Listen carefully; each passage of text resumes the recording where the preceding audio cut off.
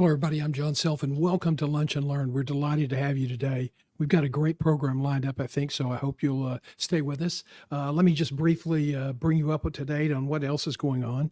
We have a 4 o'clock tomorrow afternoon. We'll be meeting for office hours, which is another live coaching session, and we'll be talking about some of the key points to help you accelerate your job search. I guarantee you, I think in this market, we all need to share as much information as possible.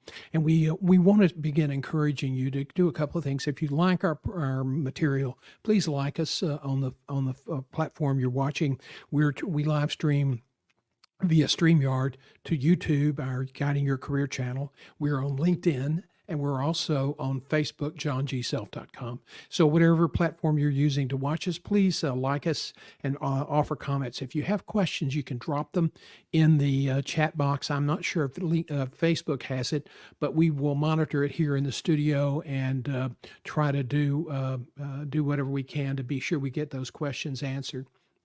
So that's kind of a couple of things I wanted to just get to take care of right away. So let's get focused on our topic of the day, uncovering your big wow. Now, most of you who know me, I've been talking for years about the importance of understanding your value brand statement. And some people actually work on that and do a pretty good job using it. Other people, they nod and agree, but they never really perfect it. They never invest the time to use it to get their interview off to a 100% great start. And that's what your value brand statement will do. If you start on a high note with your interview, I guarantee you the rest of it will go much better than otherwise. So what is this all about? Well, this understanding your big wow is probably an extension of the value brand statement, but in the background. So let's move forward here. One of the things when you start talking about it using a term, you find out very quickly from the younger generations, of which I am clearly not a member. And that is that, the big wow now is kind of a sarcastic term, a variant for the word, oh, wow. So it's kind of a little sarcasm. The big wow, you might write it in a chat when something really impressive happens. So that's kind of this current social use of the term. And from my perspective, the big wow, I really like this because it supports something that is extremely important today, and that's differentiation. And it is in that differentiation where we can separate put space between us and our competitors. Now, when you're in a job search, understand this. These are not your friends and companions or just silent people that you're sharing the journey with. These are people you have to beat out. This is a competition. And if you're not the best, you may not get the job. So you don't really want to think of their faces or names or anything else, but you do want to treat them very seriously as competition. And you want to be very, very certain that you are differentiating yourself with those people. And one way you can differentiate yourself is, number one, have a written plan, because 67 to 70% of all executives do not have a written career plan, even though the Harvard Business Journal research shows that those people usually accomplish their goals and make more money. Okay, so that's one way you can differentiate. Another way you can differentiate is in telling and really communicating your value in a compelling, meaningful way. Now, we do that in the value brand statements, and we really focus in the VBS on your strengths and your accomplishments in working that into an interview. But we felt like there was something missing there, and spent a lot of time talking with other people across the country and interviewing and employment managers. And sometimes they just say, what we want is more energy. We want more engagement. We don't want people to come in and just brag and gloat and act like they're the most arrogantly best person in the world.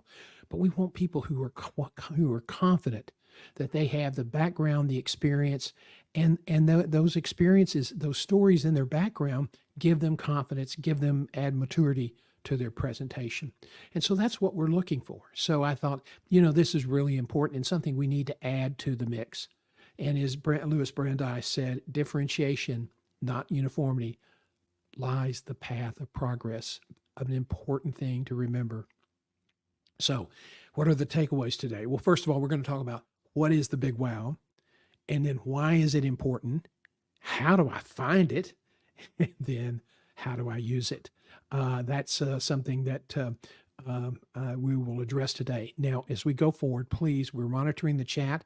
If you want to drop your question in the chat, it'd be great. Comments in the chat.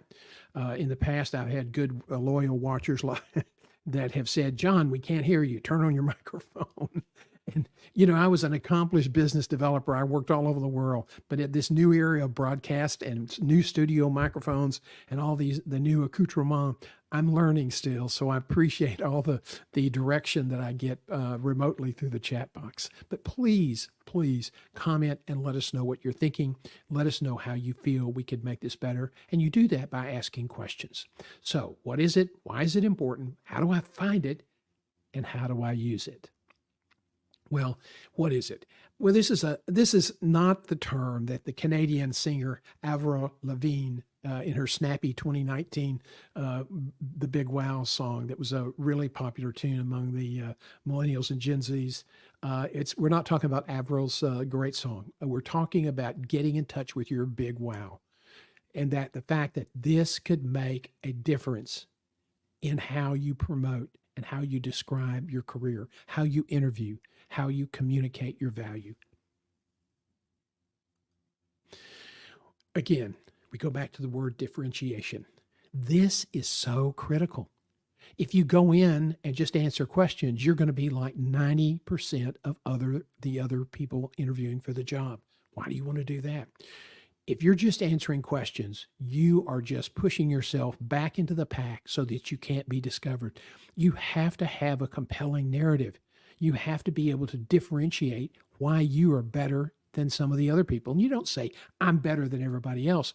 You talk about the things you've accomplished. You talk about your experiences and how they've helped you grow. You talk about some of the great things that you've accomplished that you would be surprised some of your friends don't even know. I grew up in this town. I came back after retiring from the executive search world and came back to Tyler. My wife had been a longtime resident here. I had grown up here, and we had a beautiful legacy home on Old Bullard Road for a long time. And now we live in a condo overlooking the city lake at the golf course. And it was a comfortable place to be. And so here I am I'm no longer hobnobbing around with Ron Thomas in Dubai, or my friends down in Abu Dhabi, or in Johannesburg, South Africa. I'm in Tyler, Texas, teaching people how to do a better job interviewing.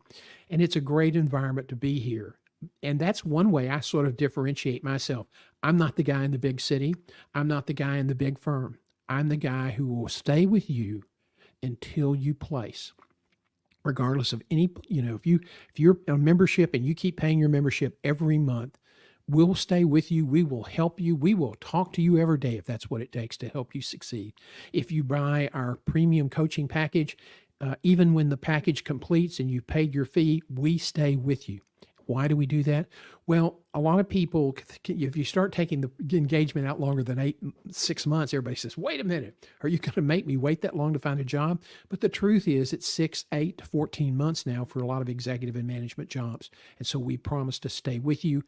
Even if you finished paying us, we will be there every week if that's what you need and that's what you want. Okay. So that's our big differentiation. That's one of our big wows. A lot of other consultants don't do that. We have online training, we have live training, and we also have one-on-one training, which makes us a little bit different from some other traditional outplacement firms. So we all have a lot to offer, and we're proud of that, but that's part of our differentiation. And we're constantly out there looking at what other people are doing and saying, okay, how can we do that better? How can we be creative? How can we deliver more value? And you know what? You've got ideas and opinions, so kick them back to us through the comment section. But this for you, the big wow, is what will help you motivate, what will help you, power your differentiation in the marketplace. It is the underlying energy. I think that's the best statement that I was trying to find a few minutes ago, to value your value brand statement. Your big wow, it's the ultimate hook to capture your audience's attention. You got to do that. Everybody says, "Well, no, no, no, no, no. I'm not in there. I'm not a sales guy. I'm a CEO. I'm a chief operating officer. I'm really good." Well, let me tell you, everybody's a salesperson. You may think you're not, and that'll probably cost you a good job one day. But because the old story is that 1 in 9 Americans are in sales, and so are the other 8. Because you're always trying to convince people of something, you're trying to persuade them of something, you're trying to sell them on the idea of hiring you to run the company, to advance in your career, to level up to a new position. So it is the enthusiasm, it is the power of the jet fuel, but it is also the silent fuel, because sometimes your big wow, you may not talk about it, but it's there and it will fuel other elements. Now, so why is this important? This is the second point. No, as I said before, this is not about the Canadian singer Avril Lavigne's snappy pop hit. I think that it is not about that. It is about dealing with the intense competition. Now, the intense competition in management and executive ranks, this is not something that's just going to go away. I'm sorry, but there's a concept called elasticity, and Daniel Pink, who's an extraordinary kind of observer, economist of sorts, who watches various elements of the economy and business and people, and is an extraordinary writer based in Washington. He noticed that there was an elasticity emerging in 2012 and wrote about that with one company called Palantir, and they didn't have salespeople.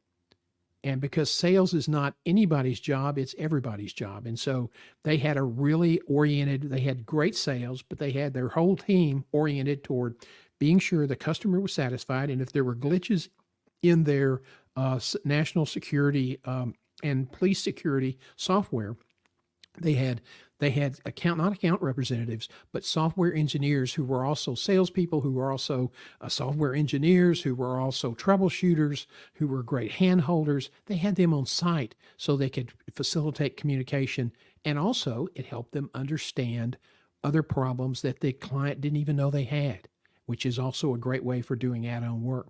Somebody said, having an account executive handy and doing that traditional role who's sales, who understands the product, that's a great concept. It just doesn't work, said the guy from Palantir. He said, we found that having the people on the scene and everybody being responsible for sales was the best model for us.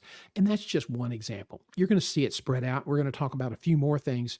I talked about that this morning in our newsletter in the news business. Okay, elasticity. When I was a reporter, we didn't take photographs. If there wasn't a photographer available, there wasn't any art, because we didn't have the cameras and we didn't understand the darkroom. I did. I had to learn that in college, but a lot of the reporters didn't do that, didn't have the technical ability to run the darkroom. And so if there was no photographer available, or if it was after hours, or if somebody was at another scene, then there was no picture.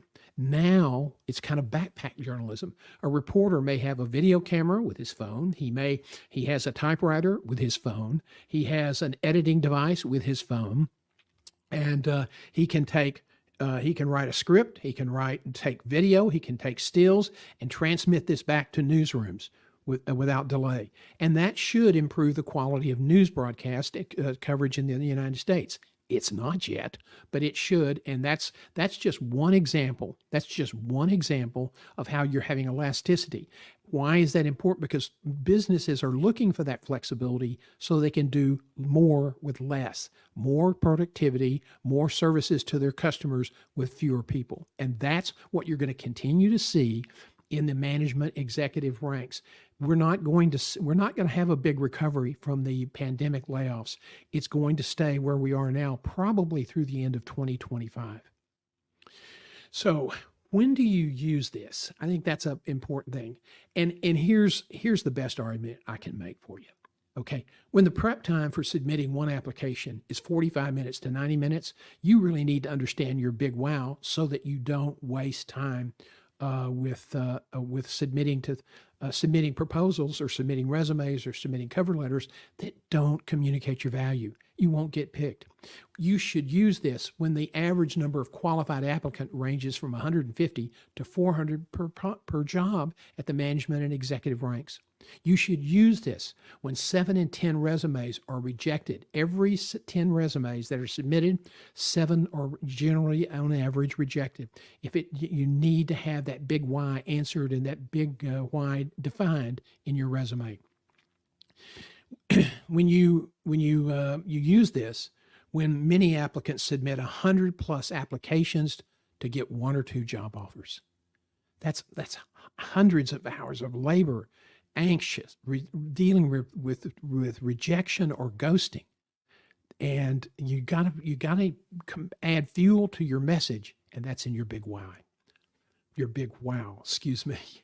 And when the average time to hire is now trending 8 to 14 months, that's when you need this extra that your big wow will help you achieve.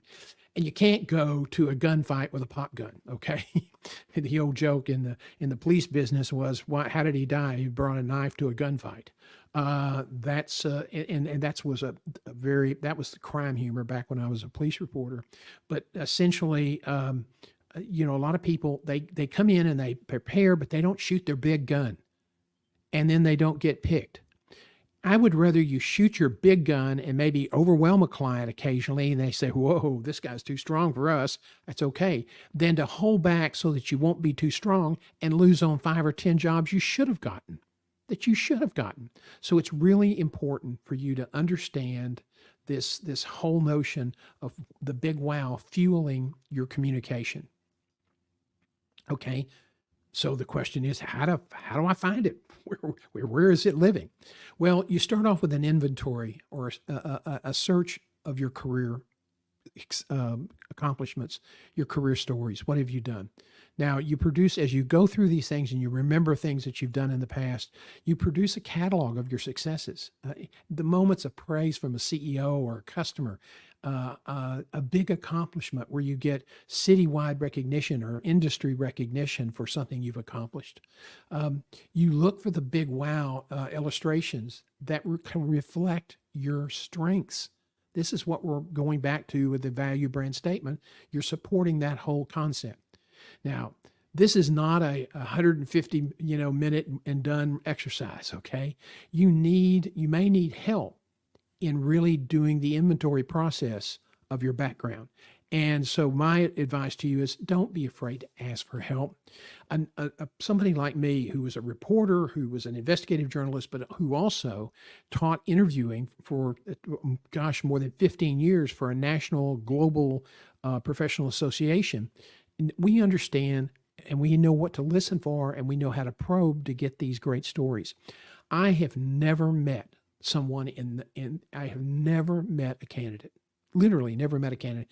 They didn't have some elements of the big wow.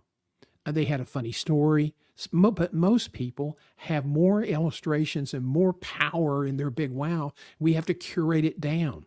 That's the biggest problem. But most people, they sit back. Now I can do that. I can do that. And then they go through an interview, and then you say, well, why didn't you talk about this? Oh, I forgot. I just forgot about it. I didn't have it written down. And it's like, come on, people, you got to do better than that. You cannot afford those kinds of forced errors. In 27 years, I have never met someone. I've never met somebody who is devoid of a big wow component. So how do I use it? Well, there's 2 levels. At the macro level, which is basically to kind of shape your message. Okay, you understand I've done all these great things in my life. I'm going to use these to shape my message, and it fuels your enthusiasm. Okay, it bolsters your confidence and helps you engaging with an engaging tone with the hiring manager. Because when you're aware, look at all this stuff I've done. Wow, I'd forgotten about some of this stuff. I didn't realize I'd done all this great stuff. Wow, I need to start using this. Yes, you do. As I've said many times, I've interviewed, gosh, I don't know, 8 or 9,000 people. I've done the math twice. One time it was nine. One time it was over 8,000. So I've got to go back and get the final number. So I'm just going to give you a range today because I don't want to misrepresent. But I've interviewed a boatload of people in my life, in addition to all the politicians, crime guys, the cops, the judges, in my journalism career. So I've interviewed people who didn't want to tell me stuff. I've interviewed people who wanted to tell me everything. And I've interviewed people who didn't know what to tell me that would help them achieve success in their career. And that's a big problem. It is a big problem. People didn't grow up with your parents say, yeah, brag about yourself, use all this. No, we were brought up to be more discreet. We were brought up to be more subtle. Well, that worked in the 50s and the 60s and the 70s into the 80s. But starting in the 90s and into the 2000s, when automation began entering the workforce in terms of job selection, people started getting left out of promotions. They started getting left out of advancement. They didn't have networks, and they became invisible. This is something that will help keep you charged going forward, confident and engaging, a tone with the hiring manager and each member of the interview team. And when you're going into this is, you don't just shoot your best shot at one person. You keep this tone going all day long. And you can't get there and be consistent unless you've rehearsed and really been thoughtful about your preparation for the various interviews. Now, how do you use it in interviews? Well, that's when you get strategic. You use it to add impact to a signature accomplishment. Okay, that I'm very creative in my marketing strategies. Then use a couple of examples from your big wow and your value brand statement. That can really help you have an impact. You can sell yourself in an engaging manner. You need to believe in what you're saying, and you need to sell yourself in an engaging manner. Now, I've created this chart. And you can, if you'd like this slide deck, you can email me at info@johngself.com and I'll be happy to share it with you. But here are some of my big whys over here. And I tried to squeeze it in, and I apologize because I'm always critical of people who put up slides and they go, well, holy crap, I don't have a magnifying glass. I can't see it. So what I would say is, I'm happy to share my deck with you, and I'm happy to answer any questions you have. When I came out of the news business, I progressed up from a small daily newspaper in Tyler. I became the assistant night editor for a larger newspaper in Lubbock, Texas. And then I became an editor and a composing room editor at the Houston Post. And they had a problem with their police beat.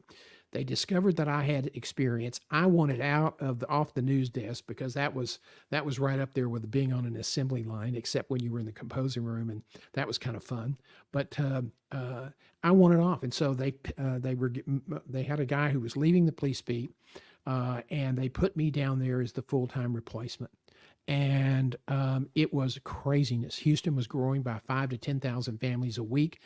The crime rate was super high. It was supercharged. And there was a lot of mayhem, a lot of grisly things every day. And I wrote about that in my newsletter today, is an illustration of how the news business is changing and how elasticity in the job market is infecting the news business like it is every other industry. But so I started off, and I was, after I moved from the Houston Post, I got into public relations at Herman Hospital. And they asked me to be the first director of the Lifelike program, probably because I had all these contacts with the police department and the news guys, because I knew all the nighttime news reporters. And they said, wow, John, we can just use John's Rolex to help promote the program. And I thought that's what I was going to do. I was going to be the PR guy. And in fact, I became the operations coordinator. Now, there were great people on the team. One of the legendary Dr. James H. Red Duke Jr., Floyd Helm, who passed on several years ago, who was our chief pilot. Floyd, I forgot some of the names now. But we had John, our number 2 pilot.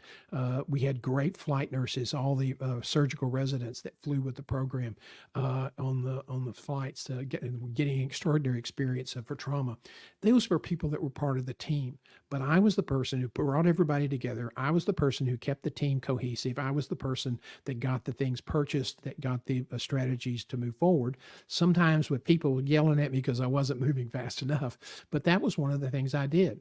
And we had to come in and we all worked together and we had to cooperate. Then I led the business development for the aircraft company, the leasing company, for the next 14 programs in the nation in hospitals across the country. All of those programs are still in existence. I'm extremely proud of that. All are still in existence but one. And it was probably the weak sister hospital. Unfortunately, it was a great hospital with great people running it. Alice Petrovic in Kansas City was the passion behind that. He was a former county judge in that marketplace. He passed on recently, but he was the force behind that program. But they were all great people. They were all unique people, and you had to, my strength at being able to deal with people at where they were and bring them up to where they needed to be with this program.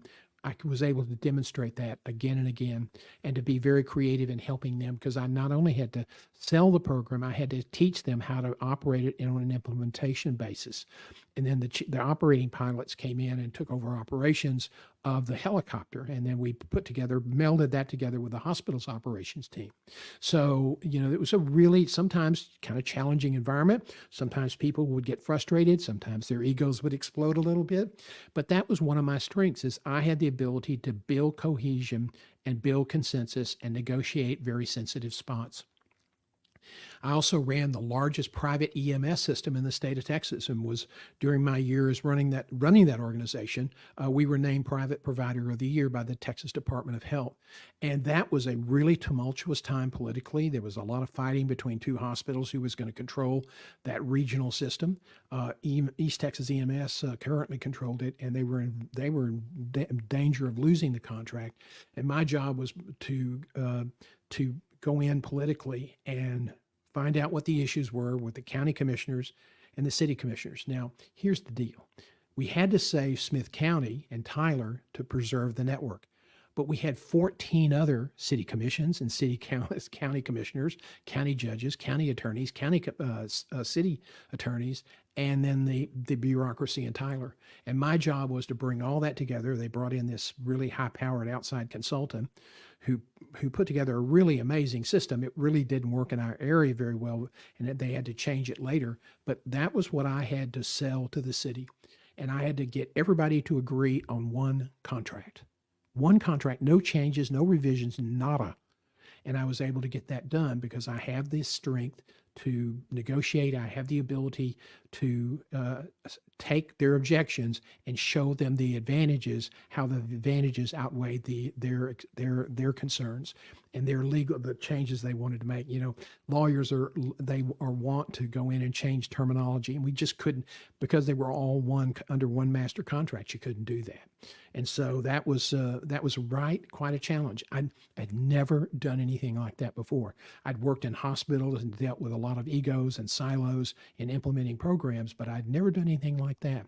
So that was a big wow moment for me. I really discovered that I had the ability not just to work in small groups, to work across multiple jurisdictions with large numbers of people to get a cohesive agreement and to get consensus. And then I created on my own two executive search firms.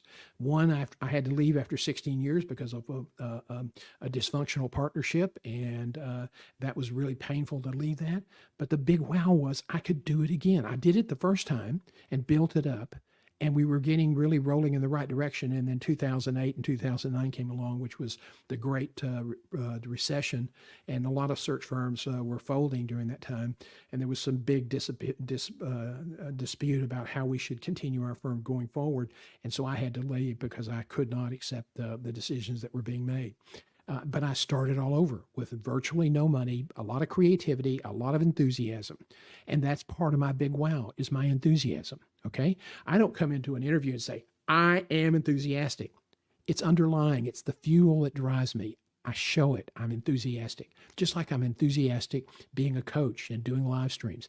I'm not very good at it yet, but each week I finish and I look at it and I go, okay, gosh, I can get better. Hopefully that's happening, but that's my enthusiasm, my ability to deal with multiple different people at different levels in their career in one-on-one coaching is part of my wow capability that I brought back from the Lifelight days, from the implementation days. And so all of these things are skill sets that I use, that I've developed, and that they're kind of the behind the scenes experience, the maturity, if that's a good word for me, I'm not sure, to to help people grow their careers, to convince people that they have to change. And that's really hard. And when you're dealing with hospitals, I built the largest private, not-for-profit health system in the country, behind Herman Hospital in Houston. And I was in charge of business development. And when I left the organization, I was senior vice president of business development. But I built it from 3 hospitals up to, there were 23 or 24 managed hospitals and a total of almost 40 shared services hospitals. And I worked with guys like Dennis Strand, who was a brilliant guy in home care, and Bill Young, who was our CEO, who was an extraordinary business developer. And so it's not just John doing these things, but I was the person who had to bring in the business. And if I didn't bring in the business, we wouldn't succeed. And I learned that I could deliver on my commitments, that I could succeed in a very competitive marketplace, and that I could work with people who were very resistant of having Herman come in and take over, because we were just managing. We weren't throwing a bunch of cash at them, but we made promises to them that we kept. Virtually all the hospitals that we managed are still in operation, save one. And that's not a bad record, given that we came in and most of those hospitals were not prepared for the new Medicare DRG program that we've been living with for a long time now. This was back in the 80s. And there was a lot of foot dragging and a lot of yelling and screaming, we don't want to change. And the people who didn't change went out of business. They lost their community asset. And rural hospitals are so very important. So that was a great mission for me. And I was able to utilize my enthusiasm when, a lot of other people would say, why is he spending Monday through Friday chasing all over Texas, sitting in hot living rooms of board members or eating bad barbecue in Waco or something like that. I mean, it was just an unbelievable experience. But I was able to deal with people who absolutely had no interest in working with us, and I made most of them clients. And so this is, it was another big wow moment for me. And so that supports my ability to say, there's so many things I can do. You have your own stories. You have your own stories. I've not met people that did not have a lot of ability to really that didn't have a lot of ability, and that they had great supporting stories to help people say, wow, look what he did. I mean, people who did great things in military service, people who did great things in college athletics, people who did that, even though it was in college, it still talks about your ability to deliver, your ability to produce results at a critical time in a game, your ability to win when the odds were against you. All of those things are important. And people have those experiences, but they're not connected to them, and they don't fuel their confidence in how they sell their career. And that's a shame. And that's one of the things we do. I mean, we help people in our membership group and others, we help people come to deal with, these are my strengths. And I've had these great experiences. I have a friend, great guy. I won't use his name, just his first name, Peter. And Peter is an extraordinarily successful man. Very bright, Johns Hopkins history, extraordinary knowledge in mathematics and economics. But he spent the first part of his career, after he got his master's in drama, he spent the first part of his career as a producer and an actor at the New York Circle Repertory Theater, which was a legendary place for play creation in the United States, in New York. And that was one of his early starts. And so he has an extraordinary group of stories and people that he's dealt with. And, they're people across the board that I've met in my life, and people that I'm consulting with now, have incredible stories. One person said, I've only done maybe 2 or 3 stories. And when we finished the research interview, we had about 18 stories, 18 big wow potential elements. and we had to go in and curate that down. So when you don't, if you're struggling, and you say, "Well, I don't have any of that. I can't talk about that. I didn't do Life Flight. I didn't do all these other big national things. I didn't fly around the world recruiting people." Okay, you didn't do that, but you know what you did? You probably did something equally important, equally compelling in terms of who you are and the services and the value you want to bring to a new employer. And we can help you find those. And you need to find them because it differentiates you so vividly from the other people that you're competing against. And believe me, it's competition. So I want to thank you all for joining us today. It's currently 7 minutes after the hour, so we try to keep the lunch and learn at about 30 to 45 minutes. I hope you'll join us tomorrow for more live stream coaching. We have office hours at 4 p.m. tomorrow afternoon. It is a live stream, and you can ask your questions. I think for our members, we've already sent out an announcement on that. If you would like to learn more about our membership program, we encourage you to visit johngself.com. Click the button on the right side of the homepage that floats up and down as you scroll, and become a member. It's only $49 a month. You do not have to sign a contract. If you're not happy with the value that you're getting, and we're improving it and clarifying it every day, then you can just drop out. It's shame on us because we didn't take care of you. But if you do become a member, you can get coaching, not $200 an hour, but $75 an hour. You can get one-on-one support, not for $200 an hour, but $75 an hour. So being a member is very valuable. You also get access to our newsletter that comes out Monday through Friday. In the mornings, we do a little commentary and a quote. And today we talked about how the job market was changing, and the post this morning really focused on that and expanded on that. And so when we get off the air here, I get off the stream, we'll be working on content for tomorrow afternoon and tomorrow morning. So that keeps me off the streets, but we try to make it interesting, and we appreciate any suggestions you can make. I really appreciate you joining us today. I hope you'll join us tomorrow at 4 p.m. Right here on YouTube at Guiding Your Career, John G. Self, on Facebook at johngself.com, and on LinkedIn. We'll be there, and we look forward to helping you. And it gives us something to do besides read all of those urgent political fundraising text messages we're getting. I never, political campaign season is kind of like Medicare enrollment season. You're inundated with robocalls and text messages trying to get you to change. So I'll be glad when all of that's over as well. Listen, you guys have been great today. I appreciate you joining us. This will be available for replay. Now, I want to tell you something that's going to be changing. And fair warning, not right away, but if you're a member, you're going to get continued access to Lunch and Learn. But we'll be pulling it off the public live stream, right around the end of June or the 1st of July. And then we will be pulling off office hours later in the summer, and it will be only for our members. So become a member today. When we get a certain number of members, it's coming off. So we won't, it may happen earlier or later, but become a member today. And we'll try to provide you information. And as a member, you can set up calls, courtesy calls, and ask your questions. So I hope this is a helpful approach. And if you've got other ideas on how we can change to make it better for you, please let us know.